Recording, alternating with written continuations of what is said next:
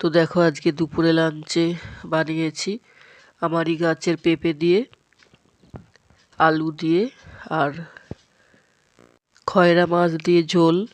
তো মাছগুলো ভালো করে ধুয়ে পরিষ্কার করে নিয়েছি, আর এদিকে কড়াইয়ে তেল দিয়েছি আর একদিকের গ্যাসে ভাত বসিয়েছি। মাছগুলো ভালো করে নুন হলুদ মাখিয়ে ফ্রাই করে নিচ্ছি। এই মাছগুলো খেতে খুব ভালো লাগে, পুরো ইলিশ মাছের মতো খেতে লাগে। মাছগুলো ভাজা হয়ে গেল, তুলে নিয়েছি। তারপর ওই তেলের মধ্যে দিয়ে দিলাম 5 ফোড়ন আর দিলাম শুকনো লঙ্কা, দিয়ে দিলাম পেঁয়াজ কুচি। তো ভালো করে এবারে পেঁয়াজগুলো ফ্রাই করে নেব লাল লাল করে। খুব ভালো করে পেঁয়াজগুলো ভাজা হয়ে গেল। তারপরে দেখো পেঁপে আর আলু তেলের মধ্যে দিয়ে দিচ্ছি, এগুলোকেও একটু ফ্রাই করে নেব। তো যে কোনো জ্যান্ত মাছ দিয়ে পেঁপে দিয়ে আলু দিয়ে ঝোল খেতে খুব ভালো লাগে। এরপরে দেখো পেঁপে আর আলু খুব ভালো করে ভাজা ভাজা করে নিচ্ছি। তো একটু ভেজে নিলে সবজিগুলো, তাহলে তরকারিটা আর একটু বেশি টেস্টি হয়।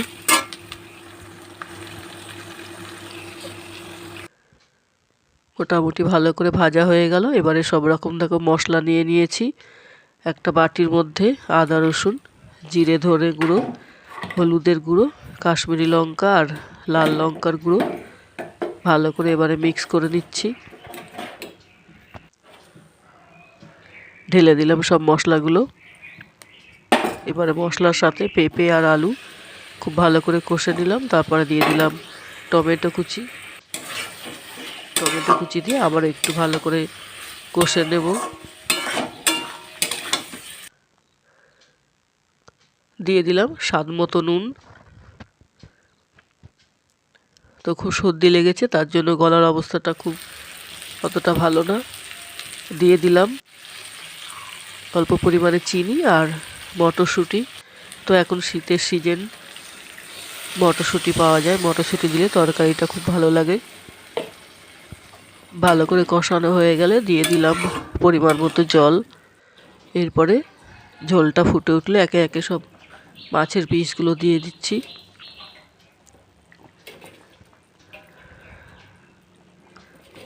তো যে কোনো মাছ দিয়ে পেঁপে দিয়ে ঝোল খেতে খুব ভালো লাগে। উপর থেকে একটু ধনে পাতার কুচি ছড়িয়ে দিলাম। তো রেডি হয়ে গেল আমার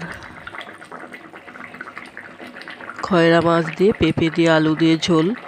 কেমন হয়েছে অতি অবশ্যই কমেন্টে বলো। আমার ভিডিওগুলো যদি তোমাদের ভালো লাগে তাহলে আমার পেজটাকে সাবস্ক্রাইব করো। ভিডিওটা ফুল ওয়াচ করার জন্য সকলকে জানাই অসংখ্য অসংখ্য ধন্যবাদ।